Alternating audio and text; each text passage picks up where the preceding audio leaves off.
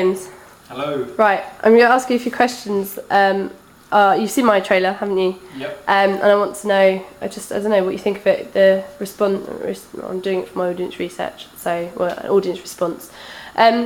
What kind of films do you like? What's the genres do you like most of the time? Films I like.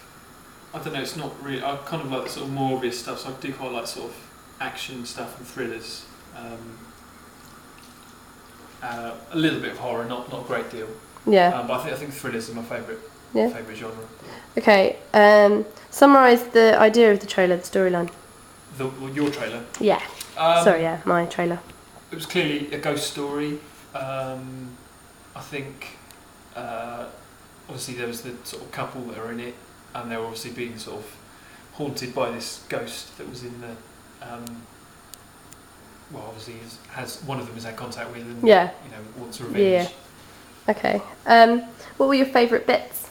My favourite bits, I quite like the stuff that you filmed in with all the sort of undergrowth and stuff. Yeah, in the garden. With the sort of ghosts walking up. I thought that was quite good. Yeah. And there's a good sort of shot in there as well, which would work quite well freeze framed as well. Okay. What do you think I need to improve?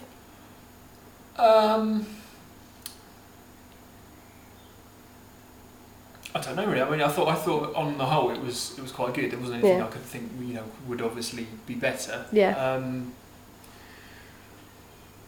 I don't know. Perhaps really nitpicking, perhaps continuity or something like that. Yeah. But I mean, it wasn't obvious. It was after you looked at it after quite a while.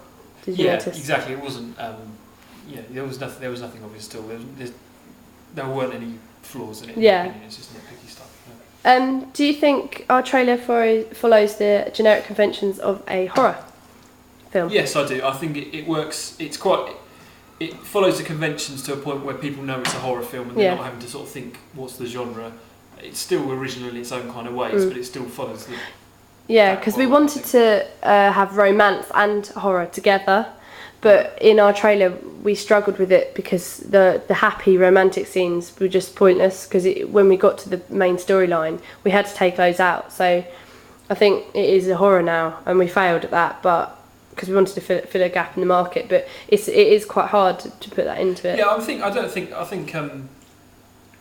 obviously it wasn't sort of cheesy violins romance, but you definitely knew there was a couple in it though. Yeah, especially the first sort of 10 seconds or so. So I think there's a bit of that as well, but it definitely kind of it illustrated the genre pretty well. Yeah. Okay. Who do you think the target audience is? Their age? Probably I'd say quite young. Yeah. I don't know, 15 to 21 perhaps. That's cool. Yeah. How did the trailer make you feel when you saw it? It was quite sort of abrupt. It was had quite a lot of clout, so it kind of.